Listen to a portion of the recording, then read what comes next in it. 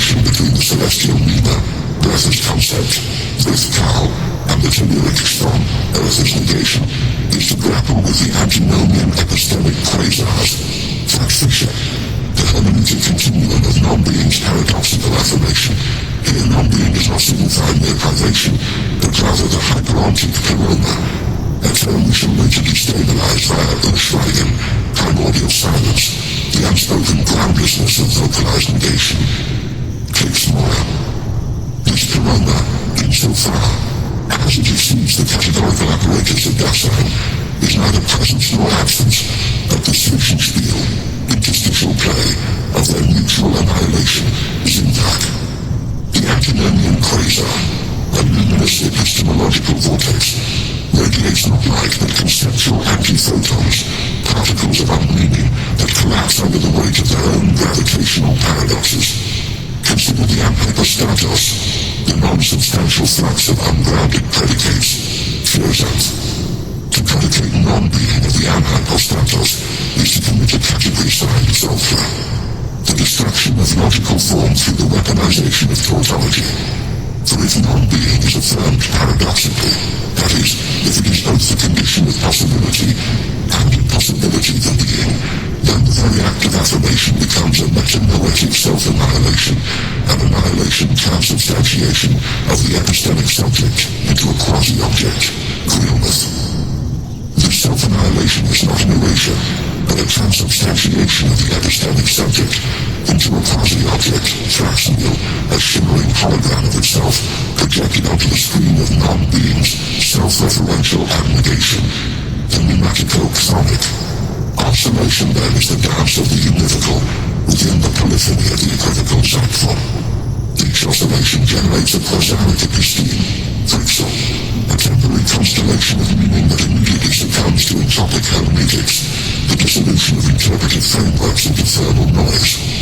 Yet this entropy is not terminal.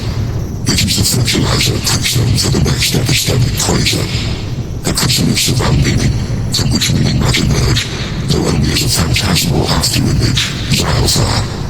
Herein lies the crux. The paradoxical affirmation of non-being is not a static postulate, but a dynamic praxis of negation as becoming.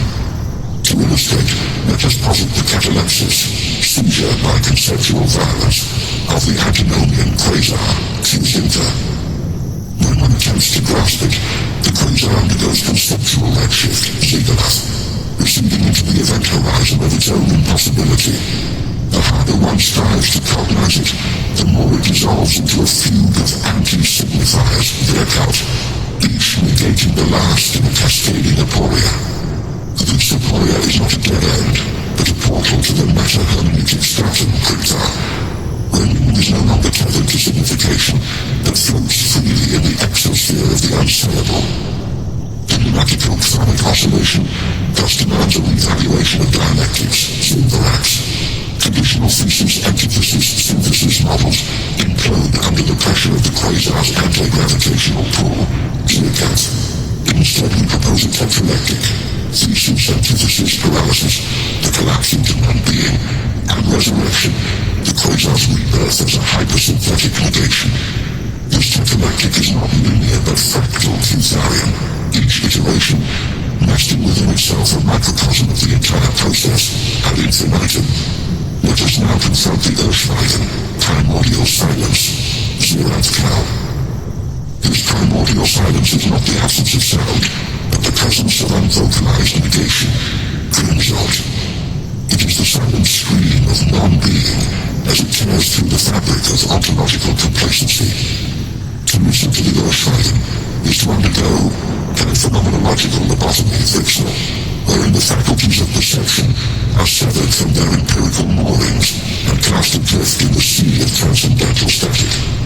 Here the ego is not dissolved but shattered sarcophagus, its fragments reflecting the infinite facets of the Quasaric episteme. In summation, the hermeneutics of non-being's paradoxical affirmation, woven through the pneumatico-sonic oscillation, unfurls as a radical inversion of axiomatic ontology's Pixmora. It dismantles the primacy of being, exalting non-being into a transcendental anti-axiom that, while liquefying the epistemic subject into a fugitive refraction of its antecedent coherence, yet within this cataclysmic undoing stirs an aberrant telos. The rumination of moving births an arco-noetic plenitude, Curizanth, a semiotic supernova, whose luminosity is neither spoken nor written, but gestured through the Urschweigen, vibrated within the oscillations arrhythmia, and mourned in the antinomian Quasar's final exhalation of unlighted black smoke.